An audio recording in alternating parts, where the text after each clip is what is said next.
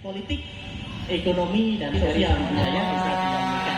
Tapi barangkali ini Pak Eko ya, menurut penelitian jenengan, penelusuran, baik Sidayu yang masa lampau masih berupa atau bernama Kadipaten, itu kira-kira memiliki nggak yang namanya jejak peradaban pusaka yang pada waktu itu sangat menjadikan Sidayu ini terangkat? Atau kalau tadi sudah disampaikan bahwasanya Sidayu memiliki jejak-jejak kepustakaan yang masih relevan dan bisa dibaca, sampai batu nisan pun masih ada terkoleksi ya kan.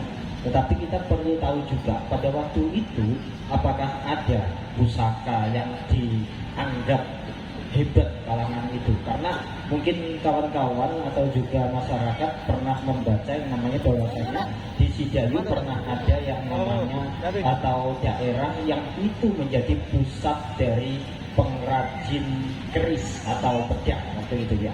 Mungkin selain juga itu bisa dipaparkan secuplik saja dan nanti kita akan bersama-sama kupas bersama. Oke. Matur suwun. Untuk yang pusaka itu kita bisa, saya sendiri belum tahu wujudnya, tetapi sangat terkenal dalam naskah manuskrip, yaitu berupa keris, namanya keris Sumulang Gandring. Itu sangat terkenal di naskah manapun itu pasti disebut bahwa goro-goro keris Sumulang Gandring ini yang babak kalah Sidayu oleh Empu Supo. Nah itu kalau di naskah.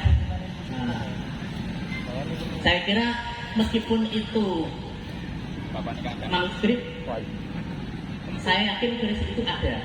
Nah, keris itu ada, cuma saya sendiri belum ini, karena itu sangat masyhur pusaka itu. Belum lagi pusaka-pusaka dari bupati-bupati yang saya sebutkan 10 itu. Oh ya, sekalian gitu. Bupati pertama, kalau masyarakat tradisional itu menyebutnya Kromo Wijoyo. Tetapi di laporan dokumen pemerintah saat itu, VOC atau kolonial, menyebutnya Suro Adiningrat. Pertanyaannya, di mana sih makam bupati pertama Sidayu yang di sini gitu. Makam bupati pertama Bupati Sidayu yang pusatnya di sini itu sekarang ada di Air Mata Ibu. Air Mata Ibu bergelar, jadi setelah jadi bupati pertama dan ayahnya wafat, beliau diangkat menjadi Cakraningrat ke-5. Jadi bupati pertama setelah tidak jadi bupati, beliau menjadi Cakraningrat ke-5. Jadi makamnya ada di Air Mata Ibu. Nah itu kalau di silsilah di keluarga dalam Madura itu jelas itu. Tentu masih banyak sekali ya pusaka atau katakanlah bahan bacaan dalam tanda kutip di sini pustaka yang mana itu melatar belakangi juga menjadi wawasan kita untuk mengupas Sidayu, atau dalam tanda kutip secara luas bahwasanya Gresik memang punya sejarah yang adiluhung serta kebudayaannya ya tentunya. Dan tidak mungkin barangkali malam hari ini tentunya nanti akan sama-sama kita telisik bersama-sama ya, tentunya bersama-sama juga kawan-kawan dari Les Bumi PCN Gresik. Tapi sebelum itu Bapak Ibu semua, barangkali yang masih berada di luar lokasi ngaji budaya bisa bergabung, sebab tampaknya semakin malam nanti kupasannya akan semakin menarik dan itu tentu penting bagi kita. Mengapa? Sehingga panitia atau juga Les Bumi PCN Gresik mengangkat tema yang pada malam hari ini adalah apa temanya? Menempang pustaka dan merawat pusaka. Kenapa? Pustaka yang pada hari ini barangkali tidak dianggap penting, sebenarnya itu penting untuk kita tempa bersama-sama, dan tentunya itu menjadi pusaka yang harusnya kita rawat. Tetapi sementara sampai saat ini barangkali pustaka itu selalu hanya menjadi kebutuhan kita sesaat saja. Misalkan pusakanya kita identikkan dengan hanya keris begitu ya. Tetapi barangkali ada pusaka-pusaka lain, nanti beliau Bapak Mudofar akan juga kita tanyai penjelasan. Tetapi sebelum Pak Mudofar, Pak Yai Mudofar Dereng Rawuh, mari kita simak, barangkali pada malam hari ini juga sudah hadir beliau Bapak Syaiful Busiri selaku anggota DPRD Gresik dan sekaligus pemerhati budaya. Kita ingin tahu apa sih sebenarnya yang namanya peran pemerintah dalam tanda kutip. Kali ini kita dihadiri oleh beliau Bapak Syaiful Busiri dalam untuk menyongsong kemajuan kebudayaan, yang mana manuskrip, kemudian juga pengetahuan tradisional, ada 10 objek kemajuan kebudayaan itu kita harus tahu dan barangkali untuk kita rawat, kita jaga, kita lestarikan dan kita kembangkan bersama-sama. Nah, kepada beliau Bapak Syaiful Busiri kami mohon untuk menjelaskan terkait juga peran pemerintah, upaya pemerintah, dan sekaligus bagaimana langkah pemerintah dalam kemajuan kebudayaan tersebut, terlebih spesifik ke pusaka dan pustaka. Monggo Bapak. Assalamualaikum warahmatullahi wabarakatuh. Bismillah walhamdulillah wal khairu wa syarru masyiatillah wassalatu wassalamu ala rasulillah Sayyidina wa maulana Muhammadin wa ala alihi wa sahbihi ajma'in, amma ba'd. Yang saya hormati segenap narasumber, ada Cak Roing dan ada Mas Eko. Yang saya hormati segenap pengurus BP Ansor, segenap pengurus Komandan Banser dan jajarannya, yang saya hormati segenap pengurus BCNU, MBCNU, Batayat, Muslimat, dan semua yang hadir pada malam hari ini. Bapak Ibu yang saya hormati, Sedayu memang punya keunggulan yang luar biasa. Kalau tadi dipaparkan, memang kelahiran Sedayu itu jauh melebihi sebelum lahirnya Kabupaten Gresik. Dan ini diakui di semua teks sejarah yang ada. Manuskrip-manuskrip yang kita tahu, memang Sedayu punya pemerintahan yang lebih dulu berdiri dibanding Kabupaten Gresik. Bahkan Kabupaten Gresik sendiri baru tahun sekitar 73 itu baru mendapat pengakuan sebagai kabupaten tersendiri, karena sebelumnya memang Kabupaten Surabaya di Gresik itu. Saya sendiri menangi ketika Gresik ini masih Kabupaten Surabaya, karena ayah saya itu pejabat Kabupaten Surabaya, jadi ngantornya itu di Genteng Sari, Genteng Kali itu. Ya, sekarang namanya Taman Budaya. Itu dulu kantor pemerintahan Kabupaten Surabaya yang ada di Gresik. Bapak Ibu yang kami hormati, sebetulnya persoalan kemuliaan adiluhung, kehebatan Sedayu ini sudah pernah menjadi bahasan teman-teman di partai terkait dengan bagaimana sebetulnya harus merawat Sedayu yang sebenarnya. Bahkan beberapa program itu sudah kita gagas untuk bisa ngerumati pusaka-pusaka dan literasi yang dimiliki oleh Sedayu. Insya Allah kalau ini kita tinggal lanjutkan saja pembahasan-pembahasannya. Tapi malam ini kita bicara tentang bagaimana peran pemerintah terhadap pusaka dan pustaka yang dimiliki Kabupaten Gresik. Yang pertama yang perlu saya sampaikan bahwa Kabupaten Gresik itu sudah punya perda pemajuan kebudayaan daerah, dan kebetulan saya ketua pansusnya waktu itu. Ini adalah sebuah bagian dari bagaimana merawat kebudayaan yang ada di Kabupaten Gresik. Semuanya. Dan saya ngotot untuk bisa segera diselesaikan, dan alhamdulillah sudah selesai.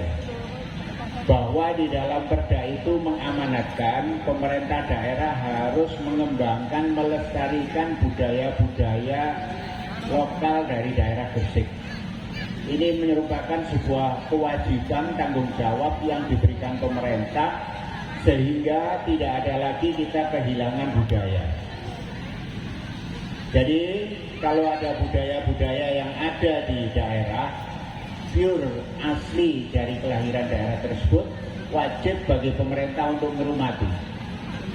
Ketika itu dikatakan dituliskan pada klausul pasalnya semacam itu, secara otomatis harusnya kalau diikuti oleh peraturan bupati yang menindaklanjuti amanat perda itu, maka di dalam peraturan bupati itu harus dituliskan dalam rangka merawat budaya akan disiapkan anggaran pendanaannya melalui APBD daerah.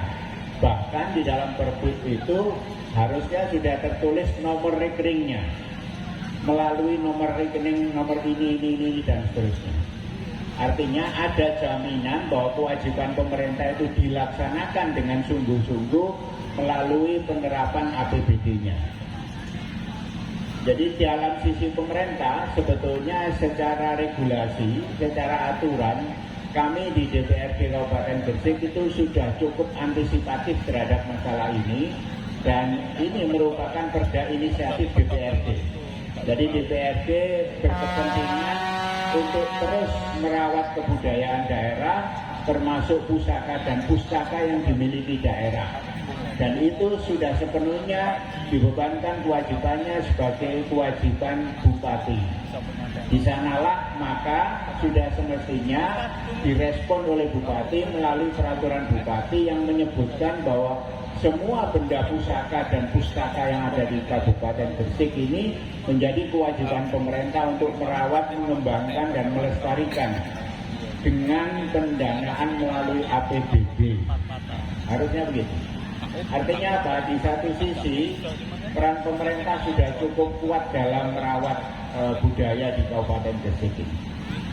Nah, catatan lain yang memungkinkan bahwa sekarang itu dimungkinkan anggota DPRD diberikan kewenangan untuk mengalokasikan anggaran. Dalam hari ini yang disebut dengan pokok-pokok pikiran DPRD atau POPDER. Kami dari anggota ini punya kewenangan untuk bisa mengalokasikan anggaran dari setiap kegiatan masyarakat yang membutuhkan uluran anggaran melalui APBD. Jadi kalau memang sudah melakukan upaya awal dengan mengumpulkan manuskrip, dengan mengumpulkan segala pustaka, sekaligus ingin merawat pusakanya, bisa melalui dua mata anggaran. Jalur mata anggaran yang pertama langsung melalui eksekutif, yaitu menyampaikan usulan melalui bupati sesuai dengan kewajiban bupati untuk merawat itu, maka bupati bisa langsung memberikan alokasi anggaran. Di jalur yang lain bisa melalui anggota DPRD, karena anggota DPRD pun punya hak untuk mengelola anggaran. Sehingga ketika ada usulan bahwa masyarakat membutuhkan perawatan pustaka dan pusaka ini untuk bisa dilestarikan, untuk bisa menjadi rujukan bagi masyarakat yang lain, kalau perlu harus dibuatkan museum, dibuatkan sebuah ekowisata yang memungkinkan masyarakatnya bisa mengenali, bisa mempelajari, bisa memahami sejarah budayanya sendiri yang begitu luar biasa dan sudah begitu maju Sidayu ini, maka itu nantinya bisa diusulkan melalui anggota DPRD. Artinya apa? Bahwa pemerintah itu sudah bahu-membahu untuk bisa terus melestarikan pustaka dan budaya di daerah Kabupaten Gresik ini. Bahwa jaminan itu akan terus bisa dilaksanakan, semuanya kembali kepada keinginan, tanggung jawab, dan niat dari masyarakat Sidayu sendiri untuk bisa ngerumati budaya yang sudah dimiliki saat ini. Jadi Bapak Ibu sekalian, saya juga masih ingat betapa Sidayu itu jauh lebih maju daripada Kabupaten Gresik Karena dulu tahun 70-an kakak saya itu ngajarnya di SDN Meriunan sini. Saya masih ingat SDN Meriunan sini. Jadi setiap hari berangkat dari Gresik menuju ke Sidayu untuk ngajar di sekolah dasar di Sidayu ini. Artinya apa? Kita lihat bahwa ternyata benar-benar saya saat itu sudah merasakan bahwa Sidayu itu lebih metropolis dibanding Kabupaten Gresik. Ini fakta sejarah yang saya alami sendiri. Bahwa harusnya kemajuan-kemajuan ini tetap bisa diuri-uri, bisa dilestarikan oleh masyarakat sendiri. Jadi banggalah jadi warga Sidayu. Sampai tadi Mas Eko kecewa ketika desanya tidak masuk menjadi bagian dari Sidayu. Berarti dulu Mas Eko itu merasa ketika melakukan penelitian, beliaunya wah saya ini termasuk desa karena tidak termasuk bagian dari Sidayu. Karena Sidayu itu sudah begitu maju, sudah sangat metropolis, sudah kebudayaannya jauh beberapa langkah di depan Kabupaten Gresik. Jadi banggalah jadi warga Sidayu.